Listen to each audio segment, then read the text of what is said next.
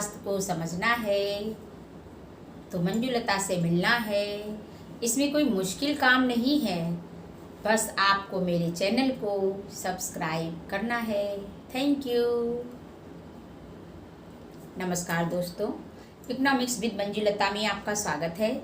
और आज हम अर्थशास्त्र विषय के अंतर्गत कक्षा 12 के विनियोग गुणक के अर्थ को जानेंगे। क्या विनियोग गुणक का क्या अर्थ होता है, यानी मीनिंग ऑफ इन्वेस्टमेंट मल्टीप्लायर के बारे में जानेंगे। देखिए, जब किसी भी व्यवसाय में यानी किसी भी समाज में जब किसी नई राशि का विनियोग किया जाता है तो उससे क्या होता है, यानी उत्पादन और आय के बीच एक ऐसी प्रक्रिया शुरू हो जाती है जिससे क्या होता है, जिससे जनता को विनियोग जितना किया गया है उसकी तुलना में कई गुना आय प्राप्त होती है। और इसी को विनियोग गुणक कहा जाता है। जो प्रारंभिक राशि लगाई उससे कई गुना आय प्राप्त होती है, इसीलिए इसको विनियोग गुणक कहते हैं। अब देखिए, मैंने इसको लिख भी रखा है इस बोर्ड पे, तो आप लोग इसको उतार लीजिए अपनी कॉपी पे और देख लीजिए। जब व्यापार में या समाज में किसी नवीन राशि का विनियोग किया जाता है तो उत्पादन और व्यय की एक ऐसी प्रक्रिया शुरू हो जाती है जिससे जनता को प्रारंभिक विनियोग की तुलना में कई गुनी आय प्राप्त होती है। यह आय प्रारंभिक विनियोग की तुलना में जितनी अधिक होती है वह मान गुणक कहलाता है।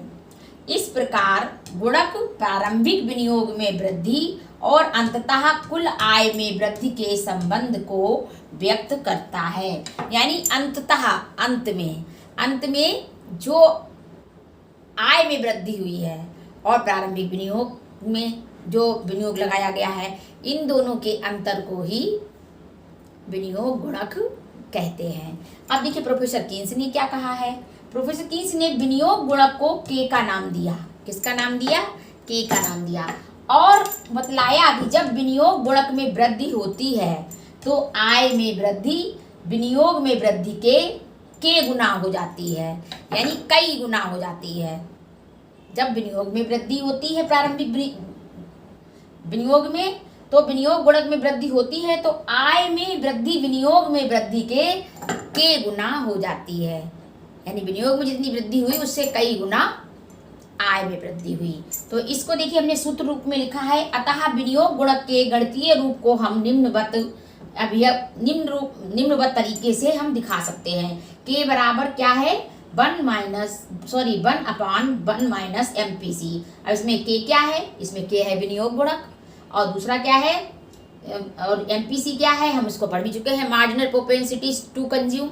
उपभोग फलन में हम इसका अध्ययन अच्छे तरीके से कर चुके हैं और हमने ये बात बताई भी थी उस समय भी कि MPC और APC का हम अध्ययन क्यों कर रहे हैं, क्योंकि हमें आगे विनियोग गुणक या आय और रोजगार के सिद्धांत को बहुत अच्छी तरीके से समझना है। तो ये आपके सामने बिल्कुल प्रस्तुत है गणितीय सूत्र में। इसका एक दूसरा भी सूत्र है जिसको हम अभी आपको बता दे रहे हैं। इसको दूसरे जैसे यानी क्या कहते हैं, ये सीमांत उपभोग प्रवृत्ति होती है जो, यानी गुणक को ही क्या कहते हैं, जो सीमांत उपभोग प्रवृत्ति अगर हमें पता हो तो हम गुणक को बहुत आसानी से हम ज्ञात कर लेते हैं। ठीक है, चलिए एक बात। अब गुणक को ही और क्या कहते हैं, यानी गुणक जो है इसको और क्या कहते हैं, निवेश गुणक और उत्पादन गुणक भी इसे बोलते हैं। यानी इन्वेस्टमेंट मल्टीप्लायर और प्रोडक्शन मल्टीप्लायर भी इसे बोलते हैं। निवेश में जब परिवर्तन होता है, जो निवेश में परिवर्तन होता है यानी विनियोग में जो परिवर्तन होता है, हमने आपको पिछले वीडियो में भी बताया कि निवेश में और विनियोग में एक ही बात है।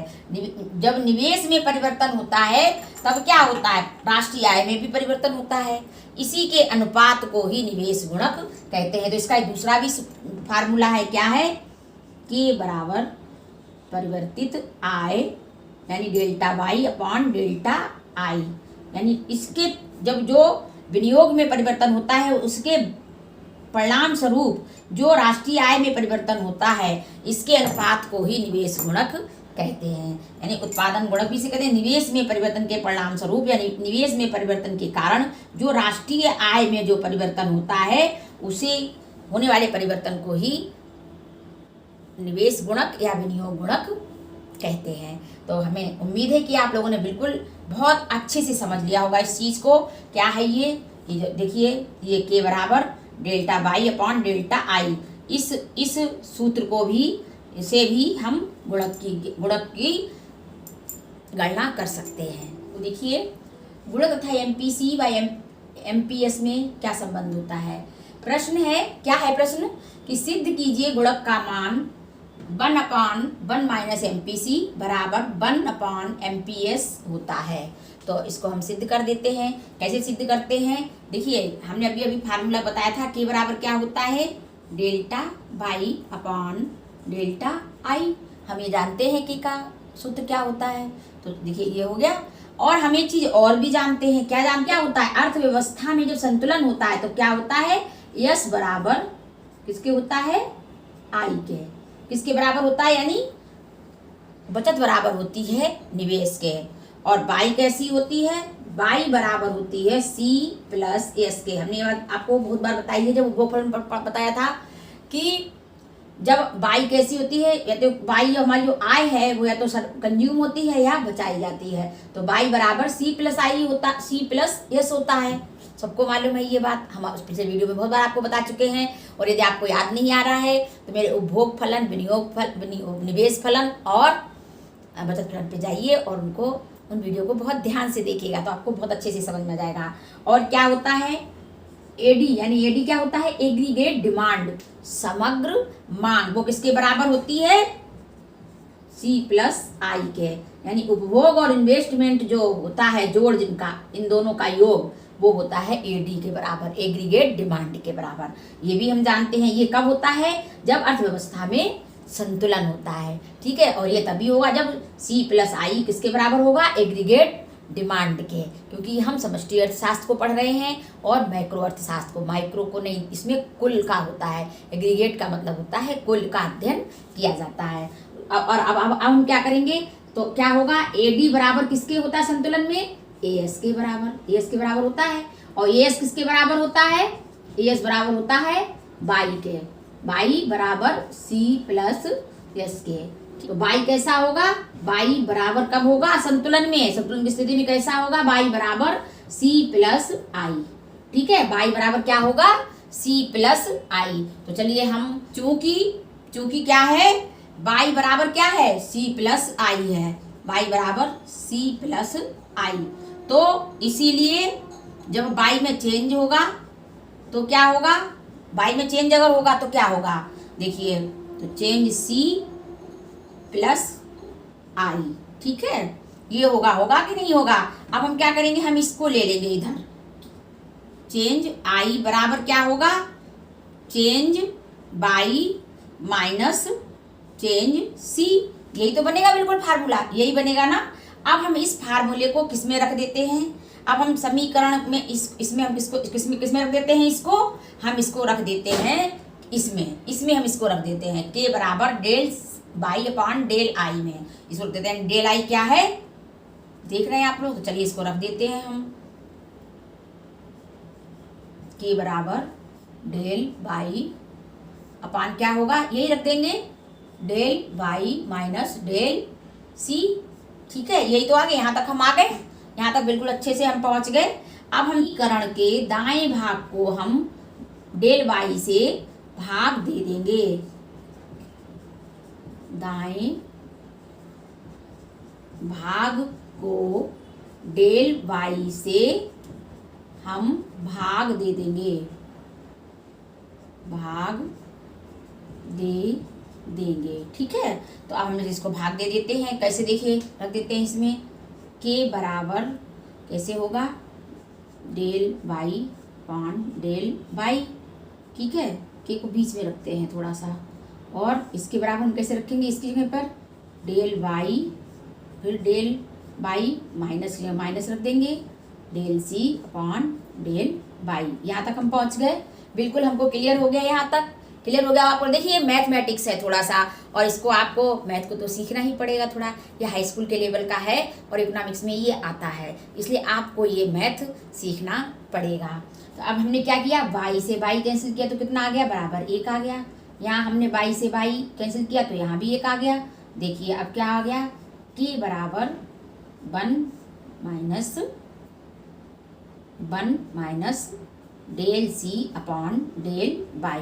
यहाँ तक आ गया ना, यहाँ तक बिल्कुल समझ में आप लोगों की। जो एमपीसी होता है वो क्या होता है, del C upon del Y होता है, ये हम सभी लोग जानते हैं। इसको अगर आप नहीं जानते, इसको हम पहले से ही आपको बता चुके हैं, जो हमने मार्जिनल प्रोपेंसिटी टू कंज्यूम में हमने इसको बहुत अच्छे से पढ़ा था, और आप लोगों उसको हमने यहाँ तक बता दिया। अब देखिए हम इसको कैसे रखेंगे, तो एमपीसी बराबर क्या हुआ, del C upon del Y, यही हो गया ना। अब हम क्या करेंगे, हम यहाँ पे मान रख देंगे एमपीसी, इसकी जगह हम क्या रख देंगे, एमपीसी। तो क्या हो गया, के बराबर 1/1 माइनस एमपीसी। ये हमने सिद्ध कर दिया कि गुणक का मान जो कैसा है, 1/1 माइनस एमपीसी, ये हमने सिद्ध कर दिया।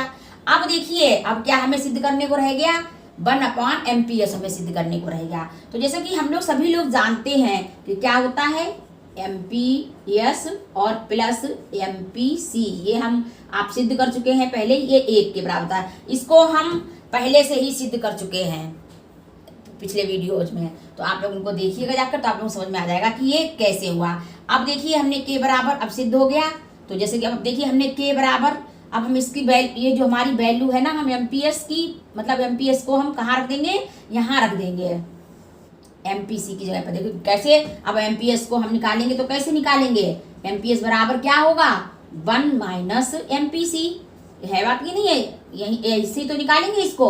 तो हम क्या करेंगे, अब देखिए हम क्या करेंगे, गुणक का मान जो है वो हम क्या करेंगे, के बराबर माइनस एमपीसी है, इसमें हम किसका मान रख देंगे, तो हम क्या करेंगे, इसकी जो वैल्यू है एमपीएस को हम 1 माइनस एमपीसी की जगह रख देंगे। तो देखिए के बराबर 1/MPS, हम 1 इसको रख देंगे क्योंकि हम इसकी जगह पर इसमें रख कर दे रहे हैं, तो हम 1 माइनस एमपीसी की जगह ये हटा दिया, और इसकी जगह पे हमने यहाँ पे क्योंकि इसको इसमें से हम इसको निकालेंगे तो हमें ये मिलता है, तो ये यहाँ पर ये 1 माइनस एमपीसी है, क्योंकि ये पहले यहाँ पर आप लोग देख ही रहे हैं एमपीएस का मान 1 माइनस एमपीसी होता है, तो हमने 1 माइनस एमपीसी की जगह हमने एमपीएस को लिख दिया है। ठीक है, इस वैल्यू में हम इस वैल्यू में एमपीएस को रखने वाले हैं, और हमने रख भी दिया है, ये देखिए, तो हमने रख भी दिया है। इस तरीके से हमने सिद्ध कर दिया इन दोनों चीज़ों को, कैसे किनको, कि एमपीसी कैसे होता है, 1/1 माइनस एमपीसी बराबर होता है 1/MPS के। ये हमने बिल्कुल मैथमेटिक्स के हिसाब से आप बिल्कुल सिद्ध कर दिया है, और हमें उम्मीद है कि आप लोगों को बहुत अच्छे से समझ में आ गया होगा। कि देखिए इसमें लिखा हुआ भी ना, इसमें के बराबर 1/1 माइनस एमपीसी है, और एमपीएस क्या होता है, 1 माइनस एमपीएस, तो इसकी जगह पे हमने एमपीएस का मान रख दिया है। ठीक है, आप लोग बिल्कुल समझ गए, वो भी हम लोग जानते ही हैं कि एमपीएस और एमपीसी का मान प्लस जो होता है, एमपीएस और प्लस एमपीसी का मान 1 के बराबर होता है। ये हम बहुत पिछले वीडियो में हम बहुत अच्छे तरीके से आपको समझा चुके हैं, और हमें उम्मीद है कि आपको ये बहुत अच्छे से समझ में आ गया होगा। ठीक है, तो इसके साथ ही हमारा ये वीडियो समाप्त होता है, और अगले वीडियो में हम मिलते हैं, गुणक की प्रक्रिया के बारे में हम बताएंगे। अगला वीडियो देखने के लिए मेरे साथ बने रहिए, पढ़िए, खूब बढ़िए, और मेरे वीडियो को लाइक करिए, शेयर करिए, कमेंट करिए और सब्सक्राइब करिए। नमस्कार।